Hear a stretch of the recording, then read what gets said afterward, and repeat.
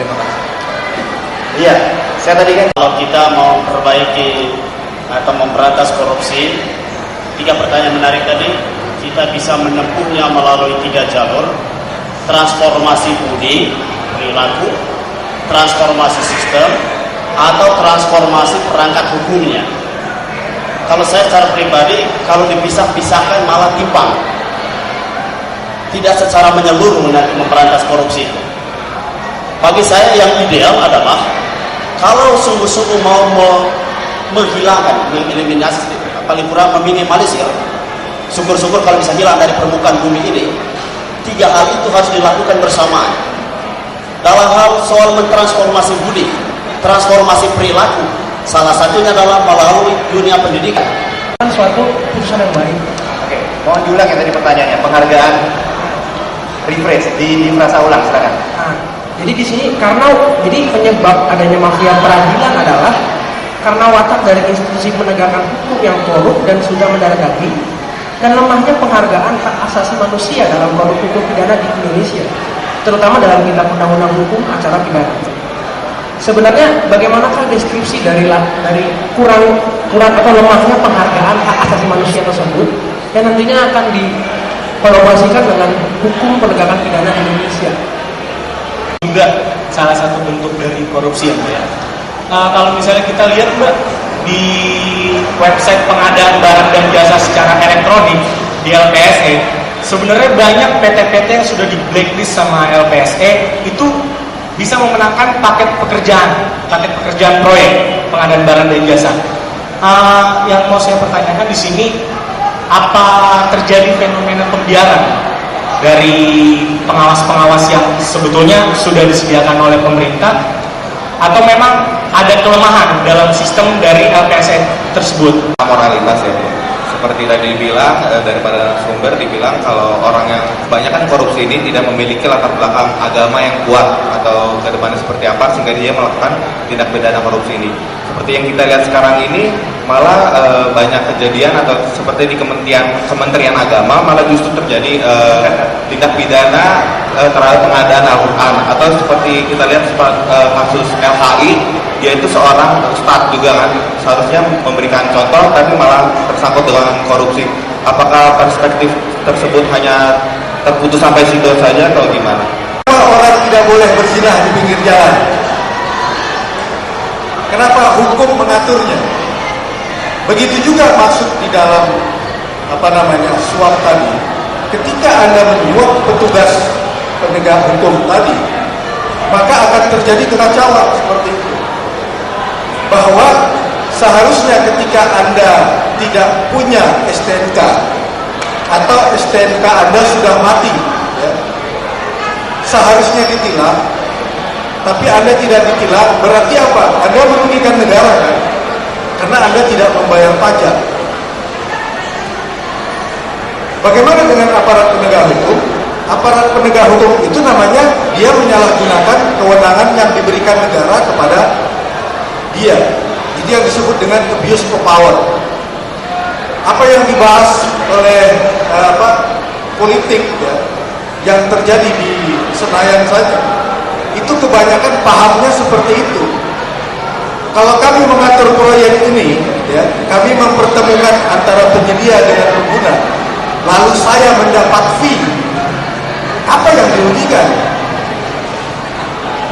Kalau LHI itu mengatakan bahwa, loh apa yang saya suap?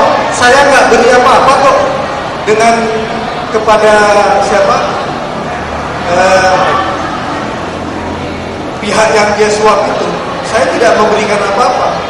Saya hanya menyarankan supaya kuotanya diberikan kepada PT Adiguna umpamanya. Siapa yang dirugikan? Kalau melihatnya seperti itu, maka kita tidak akan pernah menyelesaikan masalah korupsi ini. Karena suap ini paling banyak ditolak dengan asumsi, ya. Apalagi kalau Anda nanti jadi pengacara, ya, argumentasi yang sering diungkapkan di dalam pengadilan tipikor itu adalah bahwa suap itu tidak merugikan siapa-siapa. Contoh kasus SKK Migas, ya. SKK Migas itu kata Rudi Rubiandini, saya hanya mengantarkan uang pemberian dari PT ini kepada perusahaan, kepada anggota DPR. kepentingan dalam konteks ini. Tapi dalam pengertian ini, bahwa apa untungnya seorang pengusaha itu memberikan uang kepada Rudy Rudian ini, lalu diberi Rudian ini kepada DPR? Pasti dia mendapat fasilitas, bahwa dia mendapatkan fasilitas, bahwa dia supaya nanti saya menangkan dalam tender. Terima kasih Kak Lola. Lalu ya. Langsung saya jawab ya. Kurang lebih 15 tahun yang lalu itu raporter dari PBB melihat UHAM kita itu, melihat putusan-putusan pengadilan, mereka menganalisa bahwa putusan pengadilan dan UHAM sendiri kurang menjamin hak asasi manusia. Sehingga jangan aneh kalau putusan-putusan pidana kita juga termasuk korupsi kurang menyinggung mempertimbangkan pelanggaran hak asasi manusia. Karena 3 hak asasi manusia yang disebutkan hak dasar itu adalah hak hidup, right to life, hak kebebasan, right to freedom, ya, atau liberty, dan 3 adalah hak to protection of harta benda atau aset, ya. Jadi bahkan dimensi intelektual, moral, spiritual, semua ikut. Di sini korupsi semua. Intelektual, spiritual, sudah ikut korupsi semua. Mengapa? Karena ini soal mindset. Ini udah mindset, pikiran. Apa yang kalau Romo katakan, the unity of soul, feeling, mindset, and action taken. Itu loh. Jadi ini bukan persoalan agama ini. Bisa kiai 1000 kali ya di Vatikan itu lah. Aku tahu, gitu ya. Maka oke. Jadi sekarang begini, itu satu hal. No corruption. Yang kedua, jangan dihitung-hitung korupsi itu berapa. Korupsi itu kalau mau dihitung, saya tahu karena saya sudah 15 tahun menjadi tim perumus di DPR sebagai staf ahli, koordinator staf ahli gitu ya. Ada 600.000 item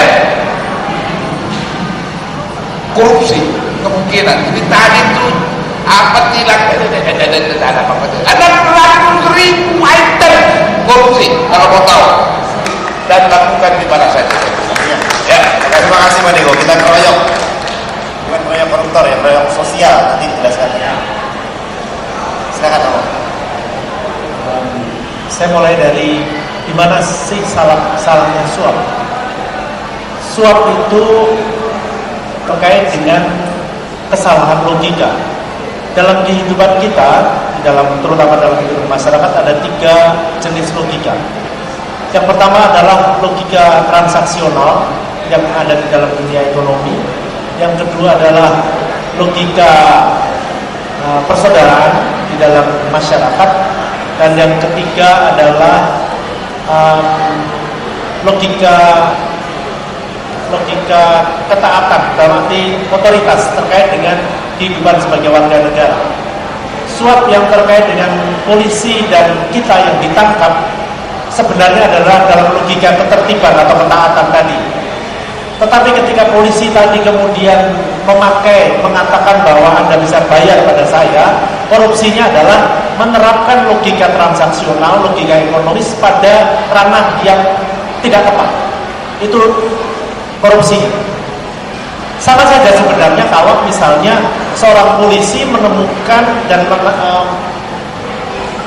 menilang seseorang yang ternyata adalah tetangganya, lalu diampuni karena tetangganya, dia salah juga. Yang bersalah dalam dunia pidana,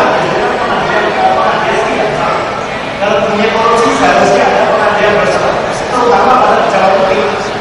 Justru karena kita tahu bahwa power eksternal dan absolute power moral absolute, kecenderungan itu akan membuktikan atau memberikan sebuah pengajaran bahwa seorang pejabat akan menyalahgunakan kewenangannya untuk korupsi. Mau jadi koruptornya atau mau jadi memberantas koruptor kan gitu. Anda mau fungsi yang mana? Jadi dari sana saya nggak bikin saya koruptor dia sebetulnya saya kasih Pak Makin aja deh. Pak Makin kasih 3 menit aja lah ya. Bicara dari salah satu Newton dan Equilibrium. Ya, dalam rasa berkah dari konteks dengan ekonomi, saya